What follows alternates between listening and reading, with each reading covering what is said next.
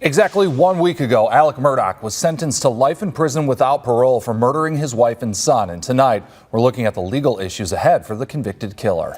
In addition to the murders of his wife, Maggie, and his son, Paul, Murdaugh is also indicted on 99 charges stemming from various alleged financial crimes. Our Nick Neville live in the studio for us this evening. He covered the 6-week-long murder trial. So, Nick, how soon could we expect to see the state prosecute some of these cases?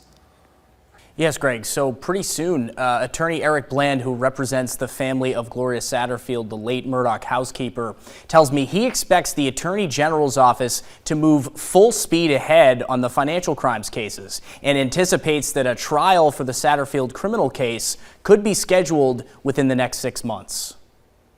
Alec Murdaugh, convicted last week of brutally murdering his wife and son, still faces a slew of legal troubles.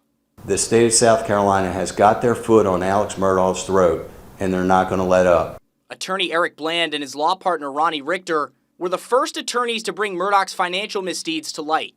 The convicted murderer admitted to pocketing a multi-million-dollar insurance settlement owed to the Satterfield family after Gloria's death at the Murdaugh family home in 2018.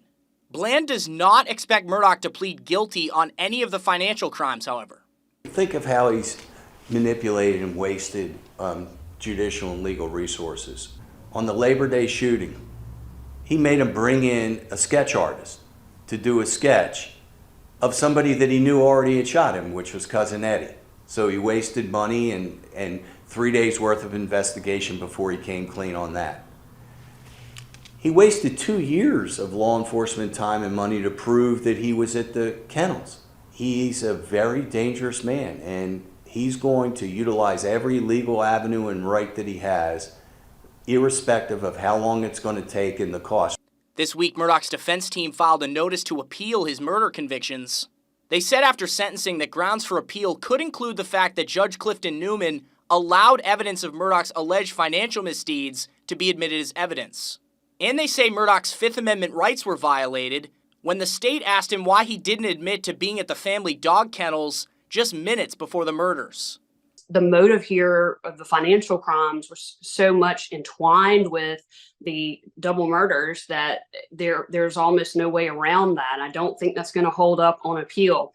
The second issue, the post-Miranda silence, I don't think that's going to hold up either. I mean, they seem very confident about it, but I don't think that that's something that's going to hold up because of how much Alec Murdaugh talked after the crimes. The next steps in the appeal process include a memorandum with several documents that will explain the defense's grounds for appeal, but a transcript of the trial's testimony has to be typed up as well, and that could take at least 6 weeks or more to get that done. Both the attorneys I spoke to today tell me they don't expect that appeal to be heard quickly. Live in the studio, Nick Neville, WIS News 10. All right, Nick, great job as always. Thank you for that update. The state, Bland argues, will seek to do 3 of these financial crime trials in a row, hoping that will create a backstop, so to speak, that would keep Murdaugh in jail for the rest of his life in the event that the murder conviction is ultimately reversed on appeal.